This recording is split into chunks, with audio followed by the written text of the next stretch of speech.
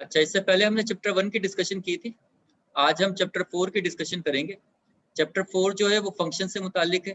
Function होते क्या है और डोमेन क्या होती है, रेंज क्या होती है, इनपुट क्या होती है, आउटपुट क्या होती है, और फिर टाइप्स ऑफ द फंक्शन है, और फिर उसके साथ बहुत बड़ी डिस्कशन है, फंक्शन का ग्राफ है, बहुत सारी चीज़ें हैं।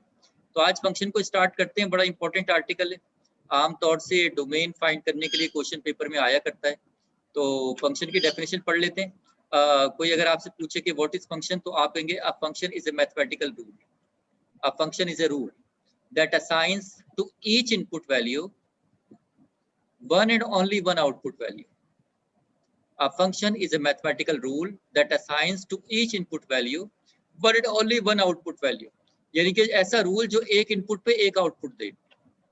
तो सर आमतौर से दुनिया का कानून यही है कि एक इनपुट पे एक ही आउटपुट मिलती है।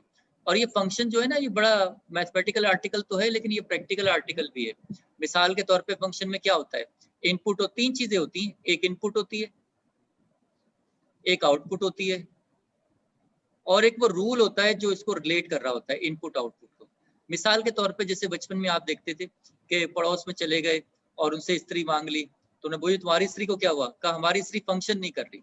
तो स्त्री का फंक्शन क्या है, इस फंक्शन में क्या होता है, एक इनपुट होती है आपके पास, फंक्शन के अंदर एक इनपुट होती है, उस पर पूरे एक रूल अप्लाई होता है, और फिर एक आउटपुट मिल जाती है। बहुत बुरा लिखा जा रहा है आज तो। ये एक रूल अप्लाई होता है और फिर आपको आउटपुट मिलती है। तो स्त्री का फंक्शन क्या है, स्त्री का फंक्शन ये है कि इनपुट उसकी क्या होती है, इलेक्ट्रिसिटी, बिजली आप इनपुट करते हैं। और रूल क्या होता है, लोहे का पलंदा सा बना होता है, उसके अंदर एक पीछे आप स्क्रू देखे तो चीजें लगी होती हैं। वो क्या करती है, वो इलेक्ट्रिसिटी एनर्जी को कन्वर्ट कर देती है हीट एनर्जी के अंदर। तो जब आप उसको इनपुट देते हैं इलेक्ट्रिसिटी की, तो जो लोहे का पलंदा है वो क्या करता है, इलेक्ट्रिसिटी एनर्जी को कन्वर्ट कर देता है हीट एनर्जी के अंदर। तो आपको इसलिए गर्म महसूस होती है और आप उससे प्रेस कर लेते हैं कपड़े।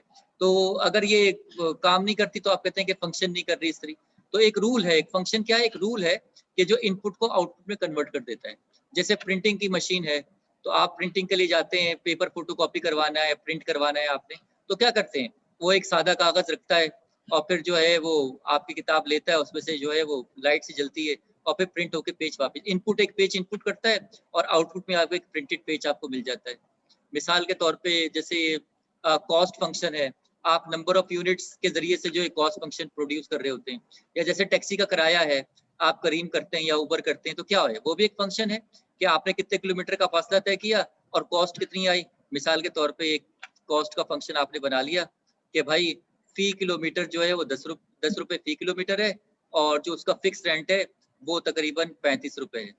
यानी 35 रुपये फिक्स है, और जितने किलोमीटर आप सफर करेंगे उससे आपका जो है फेयर आ जाएगा, किराया आ जाएगा। मिसाल के तौर पे आपने तकरीबन 15 किलोमीटर का फसल गाड़ी में बैठे और 15 किलोमीटर का फासला आपने तय किया। तो जब 15 किलोमीटर का तय किया तो 10 को मल्टीप्लाई कर दें 15 से, और ये 35 रुपये फिक्स रेंट है, तो ये 150 185, तो कहेगा आपसे भाई 185 रुपीस आप मुझे दे दीजिए, क्योंकि ये आपके जो है आपने 15 किलोमीटर का फासला तय किया। तो एक फंक्शन है, तो ये कॉस्ट का भी एक फंक्शन, जैसे रेवेन्यू फंक्शन होता है, कॉस्ट फंक्शन होता है, प्रॉफिट फंक्शन होता है, बहुत सारे फंक्शन होते हैं। तो फंक्शन के अंदर जो है तीन चीजें होती हैं, एक इनपुट वैल्यू होती है, एक उसका रूल होता है, एक आउटपुट वैल्यू होती है, तो ये फंक्शन होती है।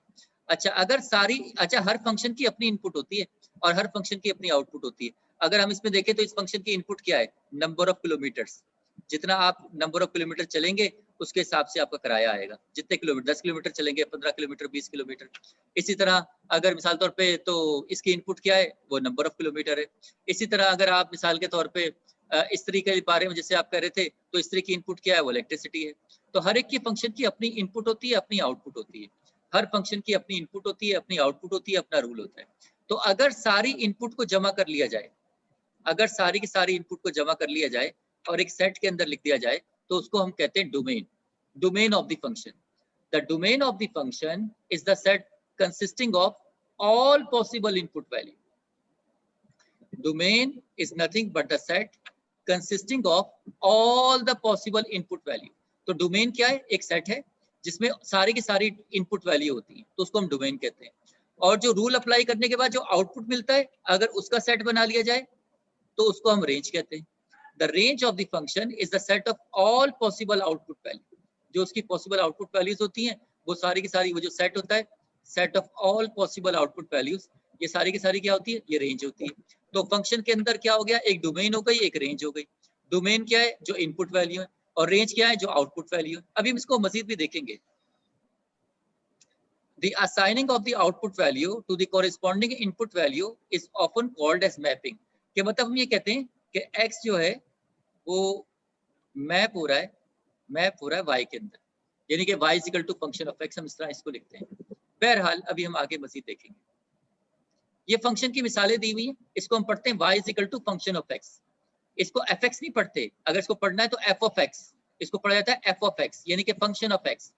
y is equal to function of x is equal to 10, y is equal to function of x is equal to 3x minus 7, y is equal to function of x is equal to x square minus 5x plus 10, y is equal to function of x is equal to 3x upon x plus 10, y is equal to function of x is equal to under root 3 7x minus 8। ये सारे examples है function की। आगे जाके फिर हम discuss करेंगे कि इसकी डोमेन क्या है, रेंज क्या है। तो इसको हम पढ़ते हैं फंक्शन ऑफ एक्स या एफ ऑफ एक्स। तो ये फंक्शन ऑफ एक्स को आप y is equal to भी लिखते हैं और इस तरह भी लिख सकते हैं कि function of x is equal to 10, ये भी है। तो ये f का मतलब फंक्शन नहीं है। एक फंक्शन ऐसा भी हो सकता है कि अगर एक f है तो एक g ऑफ x भी एक फंक्शन हो सकता है, उसको भी आप लिख सकते हैं इस तरह। एक h ऑफ x भी फंक्शन हो सकता है। तो f ऑफ एक नोटेशन है, सही है ना। f का मतलब f फॉर फंक्शन ये नहीं है। g ऑफ x भी फंक्शन होता है, h ऑफ x भी फंक्शन होता है। अगर एक से ज्यादा फंक्शन हो तो फिर हम इस तरह नोटेशन देते हैं। तो ये फंक्शन की मिसाल है। अच्छा, अब एक बात करते हैं, एक क्वेश्चन लेते हैं। क्वेश्चन, डिटरमिन, मेरी आवाज तो सबको आ रही है ना।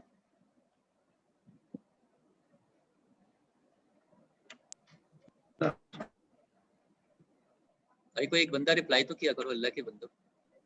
Yes sir. यस सर, आवाज आ रही है। क्वेश्चन कॉपी कीजिए।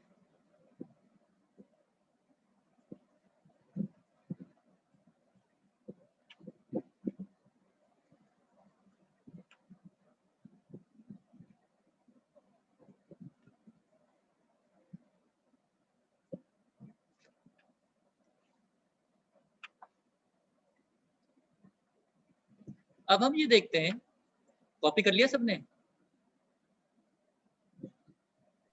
कर रहे हैं।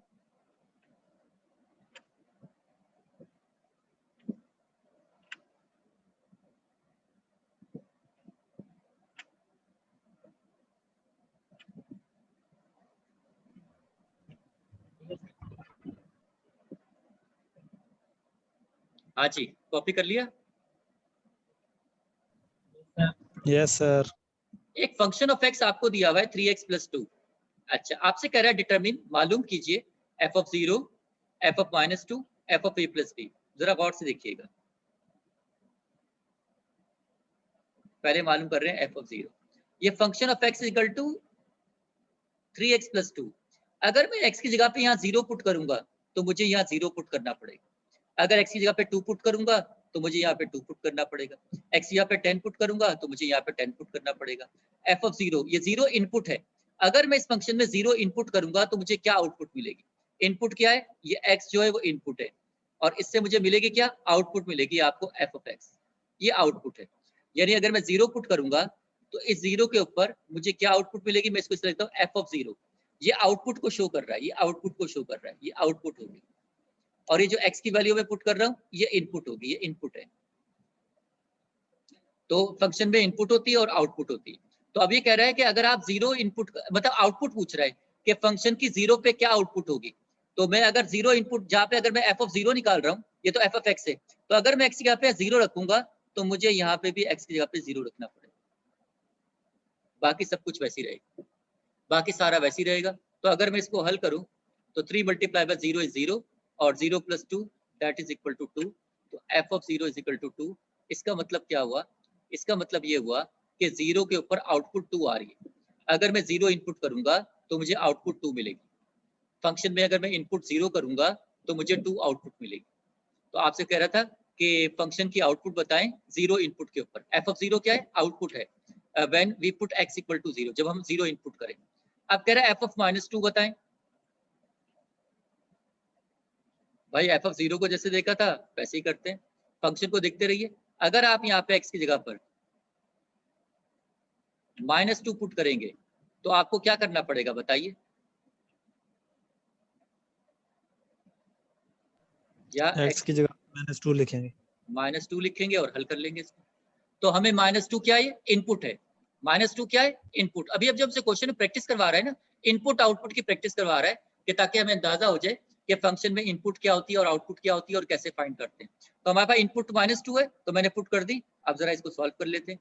प्लस माइनस माइनस 3 2 ज़ा 6 और +2 और माइनस प्लस माइनस और साइन बड़े वाले की ये लगा दी। So f of -2 is equal to -4। तो ये बता रहा है कि अगर आप -2 इनपुट करेंगे तो आपको आउटपुट क्या मिलेगी? -4 आपको आउटपुट मिलेगी। जो जैसा ये फंक्शन डिफाइन किया हुआ है। फंक्शन मुख्तलिफ किस्म के होते हैं, तो जिस ये जो दिया गया फंक्शन है इस पर -2 इनपुट करने पर हमें आउटपुट क्या मिलेगी? -4 मिलेगी। अब तीसरा पार्ट पूछ रहा है f of a plus B. तो ये कैसे कंप्यूट करेंगे f of a plus B? कोई बताएगा? x की जगह पर a प्लस बी पुट कर। यस सर, x की जगह a प्लस बी रख देंगे। a प्लस बी रख देंगे और +2 एज इट इज। अब इसको हल कर लीजिए। ब्रैकेट कैसे ओपन होता है? अपने बाहर वाले नंबर से, तो मल्टीप्लाई कर दीजिए। 3 into a 3a, 3 into b 3b +2। क्या 3a में 3b जमा हो सकता है? नो नहीं सर। सर। नो तो सर। क्या 3a 3b में नंबर कोई जमा हो सकता है? No sir. No sir. हमें ये पता है कि सेम अल्फाबेट जमा तफरीक होते हैं जिनकी शक्ल भी सेम हो, जिनकी पावर भी सेम हो।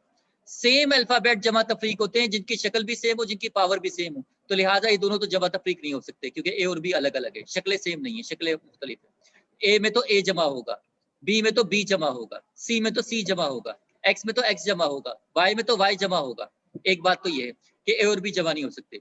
दूसरी बात यह है कि कोई नंबर किसी अल्फाबेट पे जमा नहीं हो सकता, तो लिहाजा this remains as it is.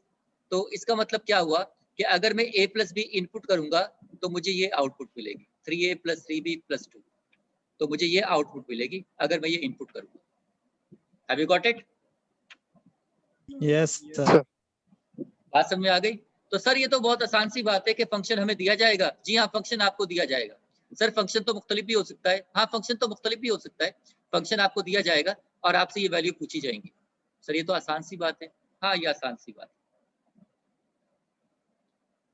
Question number 2।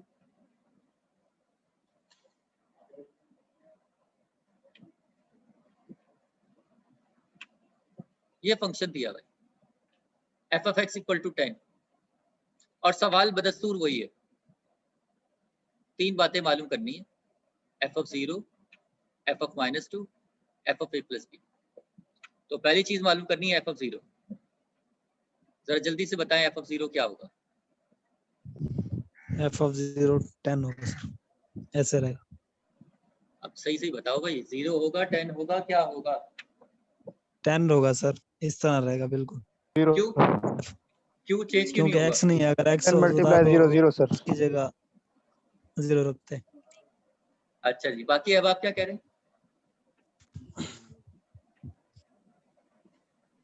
बाकी अब आप क्या कह रहे हैं?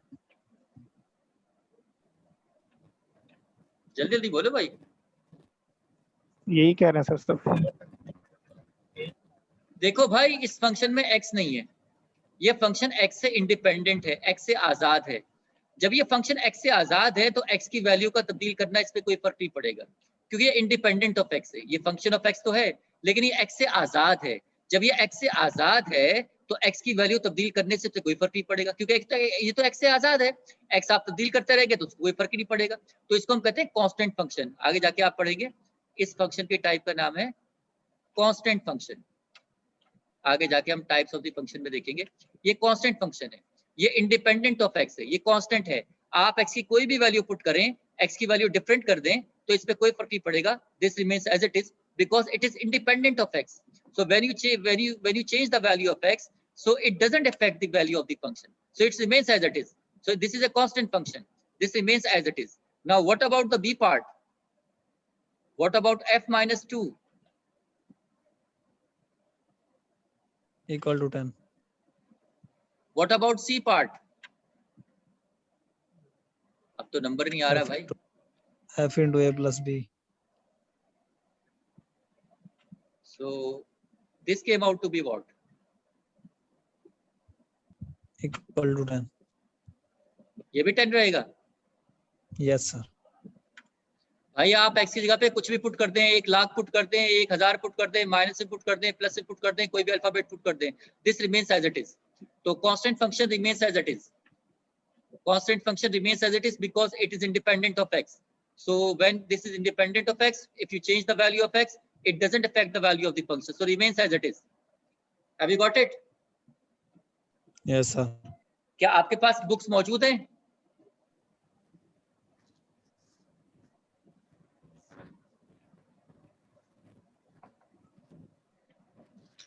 क्या आप लोगों Yes, के पास बुक खोल लीजिए, पेज नंबर 149. मैं आपको स्क्रीन पर नहीं दिखा सकता इस टाइम बुक, मैंने उसकी पिक्चर भी नहीं ली हुई, तो ये बड़ी हिम्मत करके मैं क्लास ले रहा हूँ.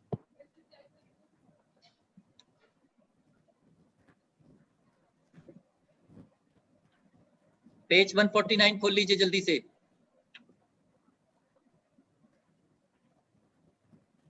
बुक्स आपस में शेयर कर sir. लीजिए.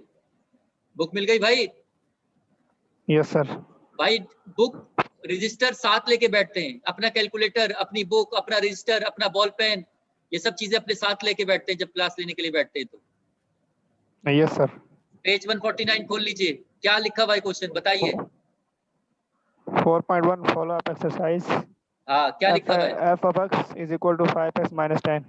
उससे ऊपर वर्डिंग पढ़ो अल्लाह के बंदे. In exercise 1 to 16, determine f of 0 and f of minus 2 and f of a plus b. In exercise 1 to 16 सवाल नंबर 1 से लेकर 16 तक में क्या करना है? डिटरमिन, मालूम करें f of 0, f of minus 2, f of a plus b. तो नीचे दिए गए 1 से लेकर 16 तक के सवालात के लिए तीनों काम करने हैं. तो सवालात की शक्ल देख लें, कोई भयानक तो नहीं लग रहा है इसमें? नहीं सर. देख लो गौर से. सर ये जो आपने हल किया ये कौन सा नंबर सवाल है? ये तो मैं छत से देख के लिख रहा हूँ. ये तो मैं तो किताब से देख रहा हूँ, किताब से कह रहा हूँ, किताब से देख लो. कौन से सवाल की बात कर रहे हैं आप? कांस्टेंट वाला किया, ये कैसे सर हल ये किया सर? क्वेश्चन 2 जो ना fx था लेकिन नीचे आके f को 0 कर दिया वहां पे x को, ये कैसे सर? कहाँ पे भाई, कहाँ की बात कर रहे हो आप? कहाँ पे? क्वेश्चन 2 में. क्वेश्चन 2 में किताब का क्वेश्चन 2 या हमारे लेक्चर का क्वेश्चन 2? लेक्चर का. तो इसमें 0 कहाँ है? 10 ही है, तो 10 ही रहेगा. ये तो कहाँ है 0? f के बाद सर. ये की बात, ये बात कर रहे हैं? जी सर. ये तो मालूम करना है ना. मैं आपके पास किताब खुली हुई है सामने? जी खुली हुई है सर. पढ़े जरा सवाल, पढ़े सेक्शन 4.1 में सवाल क्या लिखा हुआ है. या छोड़ो, इधर देखो, इधर देखो, लेक्चर में देखो. हमने सवाल क्या मालूम करना. ये सवाल ये रहा, डिटरमिन, मालूम करें f of 0. वो कह रहे हैं कि f of 0 मालूम करें, f of minus 2 मालूम करें, f of a plus b मालूम करें इस फंक्शन के लिए, पहले वाले के लिए, और फिर दूसरे वाले के लिए भी यही काम करें. तीनों चीजें मालूम करनी है. तो जब दूसरा वाला फंक्शन हमें दिया हुआ है तो उसके लिए भी ये तीनों काम करने, इसलिए हमने ऐसा किया है. ठीक है सर. आप किताब देखें जरा.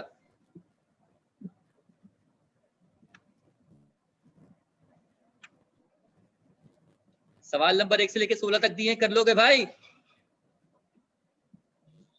Yes sir. Yes sir. सवाल नंबर 13 दिया हुआ है n की पावर 4. करो हल जल्दी से अभी. यस सर तो बहुत जोरदार आवाज में बोलते हो तुम लोग. कौन सा सर ने आके देखना है?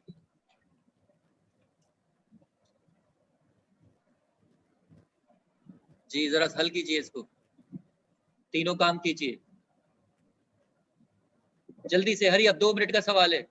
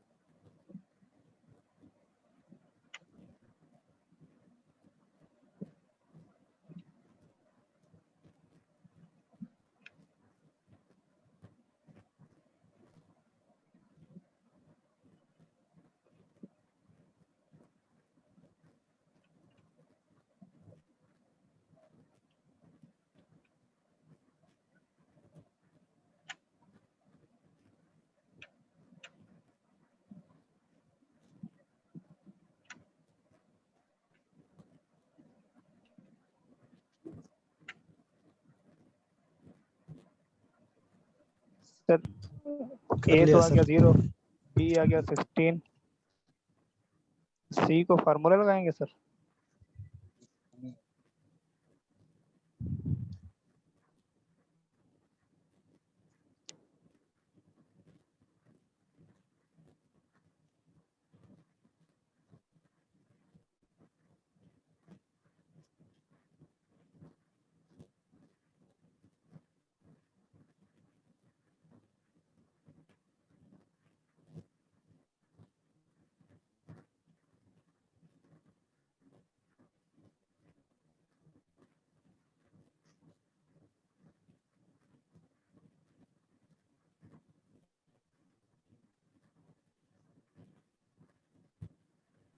हाँ भाई बोलो, क्या कह रहे हो? हो गया सर। सॉल्व हो गया? Yes sir. यस सी सर ये क्या आया? एफ ऑफ 0 क्या जवाब आया? 0 सर। 0 0 है 0 की पावर 4 0 होती है, सो F of 0 -2 16 came out to be 0 और f of -2 16 16 16 सर। तो जब -2 पे पावर 4 है तो इसका मतलब 2 के ऊपर भी पावर 4 है और माइनस के ऊपर भी पावर 4 है, तो माइनस को अगर 4 दफा मल्टीप्लाई करें तो क्या होगा? 16 माइनस को अगर 4 दफा मल्टीप्लाई करें तो क्या होगा भाई? प्लस हो जाएगा 16 प्लस हो जाएगा सर। प्लस हो जाएगा। Now what about C part? C part का जवाब कौन देगा? अभी उसको इनाम दूंगा मैं। सॉल्व कर लिया ना आप लोगों ने? A4 plus 4A³ B plus 6A square B square plus 4AB cube plus B4। ये कहाँ से निकाला भाई तुमने ये? फार्मूला देखा सर। फार्मूला देखा है, याद नहीं है? सर याद कैसे नहीं सर। होगा? हमें तो a प्लस बी का होल स्क्वायर याद नहीं होता और अगली क्लास आती है उसको भूल जाते हैं। a प्लस बी का होल क्यूब याद नहीं होता, ये तो a प्लस बी की पावर 4 है। इंशाल्लाह अल्लाह पाक हमें जिंदगी दे, सेहत दे, आफियत के साथ, तो मौका मिला तो फिर हमको ये फार्मूला लिखना सिखाएंगे। जिंदगी भर रट्टे से जान छूट जाएगी आपकी। a प्लस बी की पावर 2 हो, होल स्क्वायर हो, होल क्यूब हो, पावर 4 हो, पावर 10 हो, 20 हो, 30 हो, 40 हो, 100 हो, तो इंशाल्लाह कभी मौका मिला तो आपको ये लिखना सिखाएंगे। कोई इतना हार्ड एंड फास्ट कोई रॉकेट साइंस नहीं है, लेकिन ये सीखने की चीजें हैं। बहरहाल मौका मिला तो सिखाएंगे। फिलहाल मैं लिख दे रहा हूँ इसको। देखो मैं सही लिख रहा हूँ कि नहीं लिख रहा, मैं थोड़ा छत पे से देख के लिख रहा हूँ।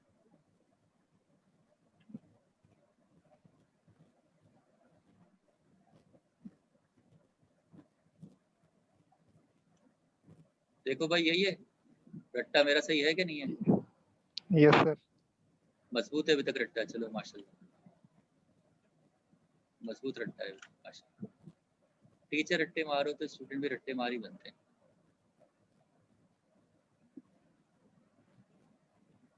टीचर वही मुंतकिल करता है जो टीचर के पास होता है।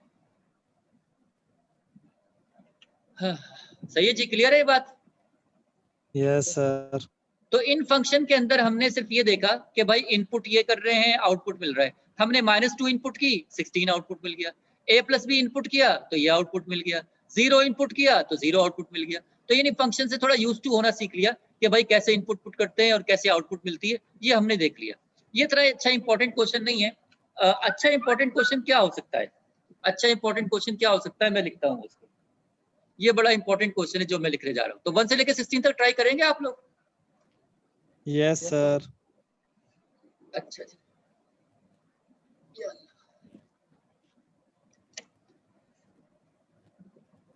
आप लोग की दुआओं से अल्हम्दुलिल्लाह बहुत बेहतर है तबीयत, इंशाल्लाह बिल्कुल ठीक हो जाएंगे सर। इंशाल्लाह। आप लोग दुआ करते रहेंगे तो होगा इंशाल्लाह। जरूर करेंगे सर। ये रस्मी बोलते हो या करते भी हो दुआ? करते हैं सर। करते भी हैं सर। चलो अच्छा माशाल्लाह। सवाल ये है, डिटरमिन, अल्लाह ताला आपको सेहत कामिल आजिल मुस्तमिर अता फरमाए। आमीन, determine the domain of the function, determine the domain of the function. ये बड़ा इंपॉर्टेंट क्वेश्चन। आमतौर से पेपर में आया करता है, तो इसकी डिस्कशन करते हैं। Question number 1, y is equal to function of x is equal to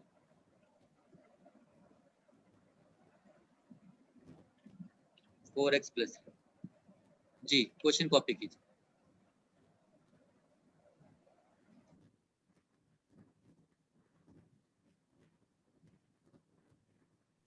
कर लिया सर।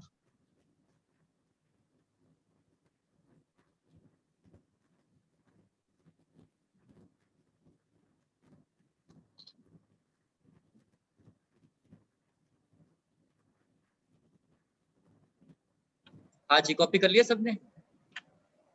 Yes sir. अच्छा जी, पूछ क्या रहा है, सवाल को पढ़ते हैं। Determine the domain of the function. Domain पूछ रहा है आपसे, फंक्शन की डोमेन पूछ रहा है। डोमेन होती क्या है, जरा देखते हैं दोबारा। डोमेन पूछी जा रही है, डोमेन होती क्या है? Set of all input. ये रहा domain. Set of all input number. हमें मालूम, हमें सेट मालूम करना है क्या, of all possible input value, यानी फंक्शन की सारी इनपुट वैल्यू का सेट मालूम करना है। अच्छा, हमें डोमेन मालूम करनी है, और डोमेन का मतलब ये है कि हमें ऑल इनपुट वैल्यू मालूम करनी है, यानी वो सेट मालूम करना है जिसमें सारी इनपुट वैल्यू हो। अच्छा, सारी इनपुट वैल्यू? हाँ, सारी इनपुट वैल्यू। इनपुट क्या होती है? इनपुट क्या होती है? आप तो वो सेट मालूम करने जा रहे हैं जिसमें सारी इनपुट है, तो पहले तो ये तय करें इनपुट होती क्या है।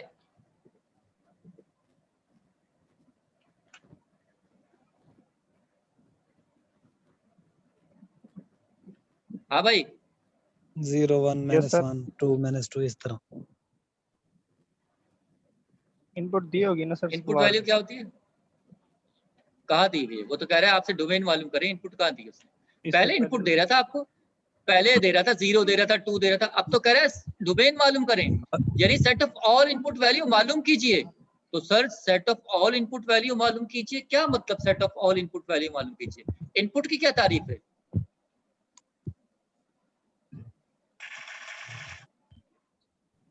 इनपुट की तारीफ ये है कि जिसपे फंक्शन डिफाइन हो, जिसपे फंक्शन आउटपुट दे दे, जिसपे फंक्शन डिफाइन हो या आउटपुट दे दे। इनपुट की तारीफ ये है कि वो रियल नंबर जिसपे फंक्शन डिफाइन हो। इनपुट में क्या होगी? वो रियल नंबर जिसपे फंक्शन डिफाइन हो, यानी डिफाइन हो का मतलब ये है कि उसपे फंक्शन आउटपुट देता हो। सर क्या मतलब आउटपुट देता हो? क्या फंक्शन कभी आउटपुट नहीं भी देता क्या? हाँ, देखें जरा, गौर से देखें जरा। मैं एक दो मिसालें दे रहा हूँ, बहुत अहम मिसालें हैं, इंशाल्लाह ये आर्टिकल समझ में आ जाएगा। एक फंक्शन दिया हुआ है, ये फंक्शन दिया हुआ है, सही है। अब मैं आपसे कहता हूँ फाइंड एफ ऑफ 4। ये मालूम करना तो आता है ना आपको, मालूम कीजिए। कैसे करेंगे मालूम? एफ ऑफ 4 मालूम करना है। एक्स जो है 4 इसकी इनपुट है, तो लिहाजा पुट कर दीजिए एफ ऑफ 4, एक्स यहाँ पे 4 पुट कर दीजिए। So that is equal to what? 3/0। So any number upon 0, 0 किसी भी नंबर के नीचे 0 आ जाए तो जवाब 0 होता है। नहीं सर, 3 सर। पढ़ो इस्तग़फ़ार सारे 11 दफा। 0 है क्या सर? अब सुनो जरा ध्यान से, अगर बटा में फ्रैक्शन में 0 ऊपर आ जाए तो जवाब हमेशा 0 होता है, और अगर बटा के नीचे जब 0 नीचे आ जाए तो जवाब अनडिफाइन होता है, इन्फिनिटी होता है। ये बात याद रखिए, दोनों बातें। अगर बटा में 0 ऊपर आ जाए तो जवाब हमेशा 0 होता है, और बटा में अगर 0 नीचे आ जाए तो 0 से डिवीजन डिफाइन नहीं है मैथमेटिक्स के अंदर। मैथमेटिक्स के अंदर 0 से डिवीजन डिफाइन नहीं है, तो अगर बटा में 0 नीचे आ जाए तो जवाब अनडिफाइन होता है, यानी इन्फिनिटी होता है, अनडिफाइन होता है, नॉट अ नंबर, अनडिफाइन हो गया, कुछ नहीं पता आपको। तो अगर 0 नीचे आ जाए तो फिर क्या होगा?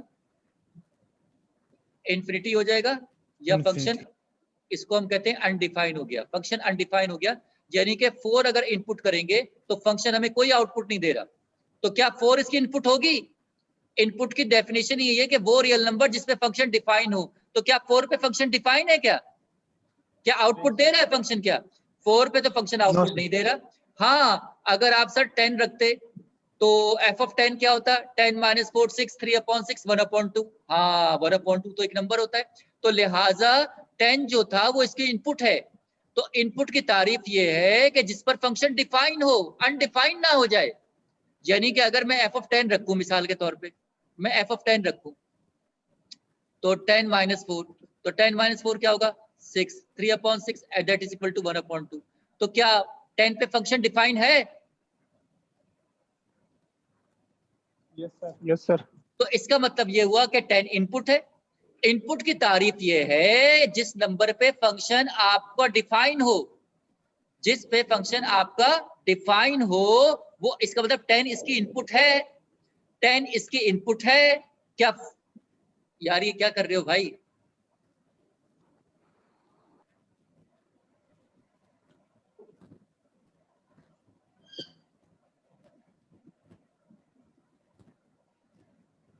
तो 10 पे फंक्शन डिफाइन है, तो इसका मतलब 10 इसकी क्या है? इनपुट है। 10 इसकी क्या है? इनपुट है। 10 इसकी इनपुट है। क्या 4 इनपुट है?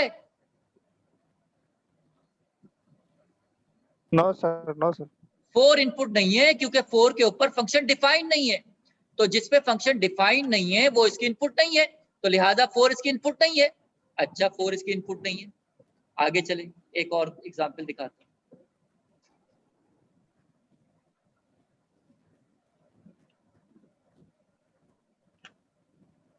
अगर मैं इस f x की जगह पर -6 रख दूं तो क्या जवाब आएगा?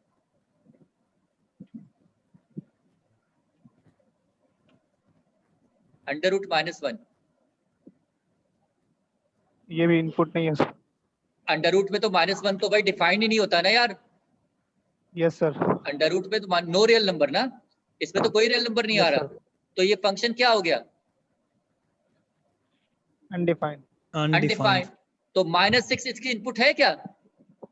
नहीं नो सर। अच्छा, आप सुनिए, तो इनपुट की तारीफ क्या हुई? जिसपे फंक्शन डिफाइन हो वो इनपुट है, वो रियल नंबर जिसपे फंक्शन डिफाइन हो वो इनपुट है, और जिसपे डिफाइन ना हो वो इनपुट नहीं है, जिसपे डिफाइन ना हो वो इनपुट नहीं है। तो नहीं। अच्छा अब हमने क्या मालूम करना है? Domain, set of all input value. तो सर ऑल इनपुट वैल्यू का मतलब क्या है? मैं हर एक पे चेक करूंगा? हाँ, हर एक पे चेक करो, क्योंकि डोमेन की तारीफ ही है ये। सर क्यों? भाई देख लो डोमेन की तारीफ क्यों, क्या मतलब? वो डोमेन पूछ रहा है आपसे, डोमेन की तारीफ पढ़ो, दोबारा जाकर पढ़ो तारीफ। The domain of the function is a set of all possible input value. Is a set of consisting of all possible input value. सारी की सारी इनपुट वैल्यू। जी हाँ, डोमेन की तारीफ यही है कि सारी की सारी इनपुट वैल्यू। तो सर सारी इनपुट को चेक करने के लिए पहले मैं 1 रखूं और फिर चेक करूं कि फंक्शन डिफाइन है कि नहीं है, फिर 2 रखूं और फिर देखूं फंक्शन डिफाइन है कि नहीं है, फिर 3 रखूं और फिर चेक करूं फंक्शन डिफाइन है कि नहीं है, फिर 4 रखूं, 10 रखूं, 20 रखूं, 1000 रखूं, 10,000 रखूं, फिर -1 रखूं, -2 रखूं, -10 रखूं, -20 रखूं, फिर 0 रखूं, फिर अपॉन के नंबर रखूं, फिर रूट के नंबर रखूं। Set of all input value. Sir ये तो मुश्किल काम है, हर एक को मैं चेक करूं, यानी कि किस पे फंक्शन, मतलब फंक्शन डिफाइन होता जाएगा, वो वैल्यू इनपुट पे डोमेन में आती जाएगी, वो वैल्यू डोमेन में आती जाएगी, जिसपे फंक्शन डिफाइन होगा वो वैल्यू डोमेन में आती जाएगी। तो क्या मैं, सर वो set of all input value domain का मतलब, तो मैं हर एक को चेक करूं? हाँ भाई, हर एक को चेक करो। सर ये तो मुश्किल काम है। तो फिर उल्टा काम ये करो कि वो वैल्यू फाइंड कर लो जिसपे फंक्शन डिफाइन नहीं होता। अच्छा ये सही है, वो वैल्यू फाइंड कर लो जिसमें फंक्शन डिफाइन नहीं होता। तो फंक्शन कहाँ डिफाइन नहीं होता? इन 2 जगहों पे फंक्शन डिफाइन नहीं होता। सर इसके अलावा तो नहीं है? नहीं, इसके अलावा नहीं है। अरे हमारे हिसाब से इसके अलावा नहीं है। तो फंक्शन अनडिफाइंड कब हुआ? जब ये अपॉन में 0 आ गया। और अपॉन में 0 कब आएगा? जब फंक्शन अपॉन में हो। तो क्या ये फंक्शन अपॉन में है? नहीं सर, ये फंक्शन तो अपॉन में नहीं है। तो क्या ये वाली शक्ल इसके लिए आ सकती है? ये वाली शक्ल इस फंक्शन के लिए आ सकती है क्या? No sir. नहीं आ सकती, क्योंकि ये शक्ल तो उसके लिए, क्योंकि ये शक्ल तो उसके लिए आएगी जब फंक्शन अपॉन में हो।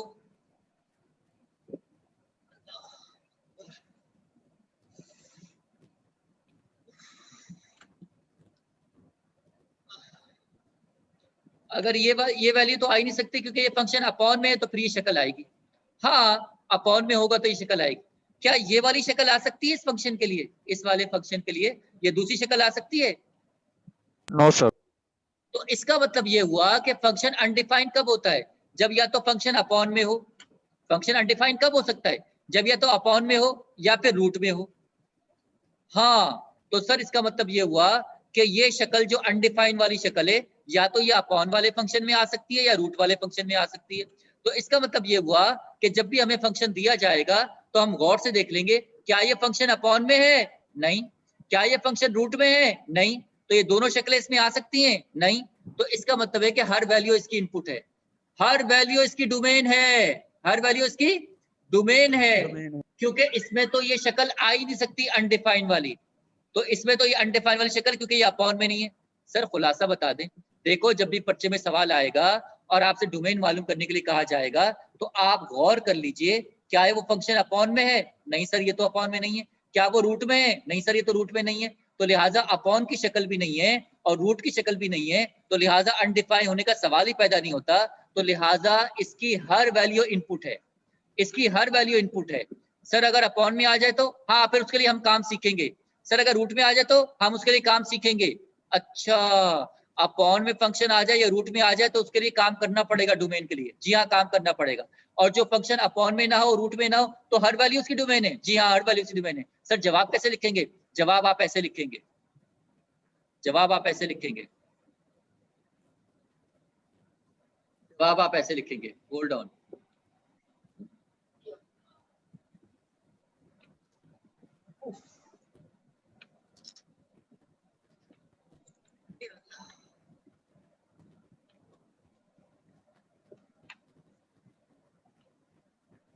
ये चार्जिंग ऑन कर दीजिए प्लीज।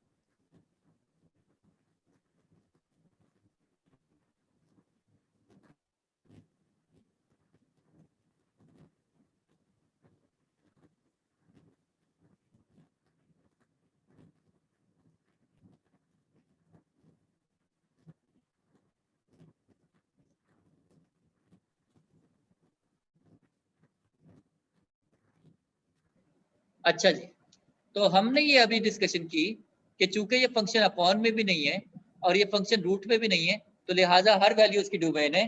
तो इसके लिए हम लिखेंगे कैसे? इसको हम इस तरह लिखेंगे, स्टेटमेंट लिखेंगे, since for each values of x, since for each values of x results a unique value of y, results a unique value of y, results a unique value of y, let d be the domain set, capital D नाम दे देते हैं, let d be the domain set। फर्ज कर लें कि d जो है वो डोमेन सेट, तो इसका डोमेन सेट कैसा होगा? d is equal to set of all x such that x is real। इसको कॉपी कर लीजिए, मैं समझाता हूँ। इस डोमेन में वो सारे x हैं जो कि रियल है, यानी हर वैल्यू इसकी डोमेन है, हर वैल्यू इसकी डोमेन है। कॉपी कीजिए फिर बताता हूँ।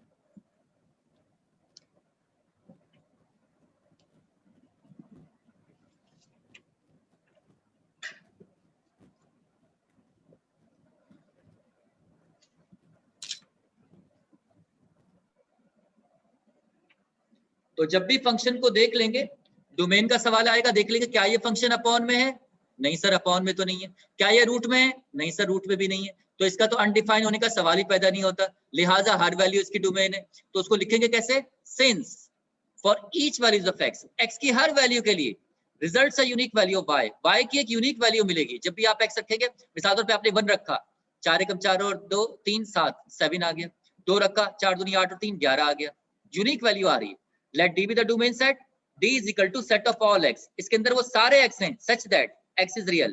ये मैथमेटिक्स की जबान है, इसको कहते हैं such that D is equal to set of all x, इस डोमेन में वो सारे x हैं, such that किस तरह x is real, her value इसकी डोमेन है, हर रियल नंबर इसकी डोमेन है। Have you got it? Yes sir. तो हम फंक्शन को देख लेंगे कि वो अपॉन में या रूट में तो नहीं है, और अगर अपॉन में या रूट में है तो उसके लिए काम सीख लेंगे। तो सर इसका मतलब ये हुआ कि डोमेन के लिए हमें अपॉन और रूट वाले फंक्शन में काम करना है ना, बाकी में तो सब में यही स्टेटमेंट लिखेंगे ना। हाँ, बाकी सब में यही स्टेटमेंट लिखेंगे, सही है। अब जरा थोड़ा तेज चलें, ईशा का वक्त हो रहा है। Question number 2, y is equal to function of x is equal to 10। जी, क्या ये अपॉन में है? यही कुछ लिखेंगे sir. सर यहाँ पर भी। क्या ये रूट में है? No sir. तो क्या इसमें फंक्शन को अनडिफाइन होने का सवाल पैदा होता है? बस नो सर। तो क्या लिखेंगे इसको?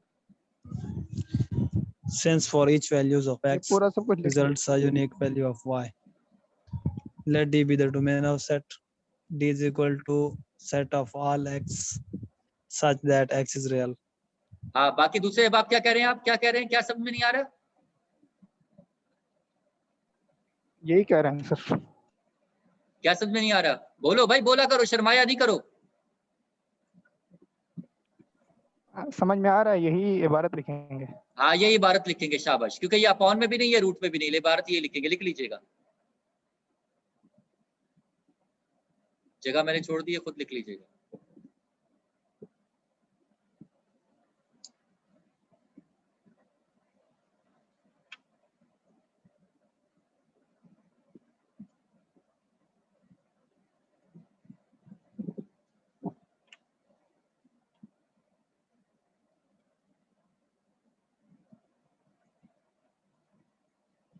जी, डोमेन मालूम करनी है। इसमें भी यही इबारत है। क्यों आएगी ये इबारत? ना अपॉन में ना अंडर रूट में। ना अपॉन में ना अंडर रूट में, शाबाश। अब आगे चलते हैं।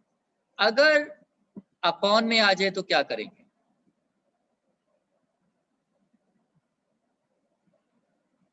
अगर फंक्शन अपॉन में आ जाए तो क्या करेंगे?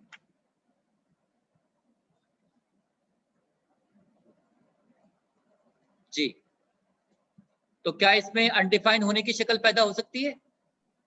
Yes sir. जी, बिल्कुल हो सकती है।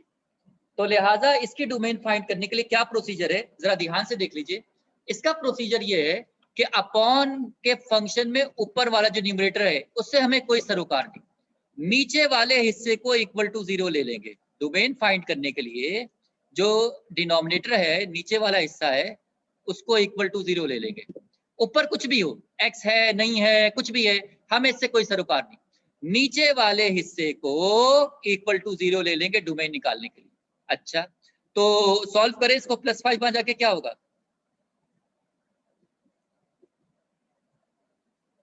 -5 डोमेन निकल आई। हमें तो कुछ समझ में नहीं आया, डोमेन निकल भी आई। Let D be the domain set. मैं समझा रहा हूं, कॉपी कीजिए। Let D be the domain set, और डी में डोमेन में क्या है? D is equal to set of all x such that x is real and x is not equal to -5। जो भी नंबर आएगा ना x की वैल्यू, उसको नॉट इक्वल के साथ लिखेंगे। d is equal to set of all x such that x is real and x is not equal to 5। क्या मायने हुए? कॉपी कीजिए, बताते हैं, जल्दी कीजिएगा।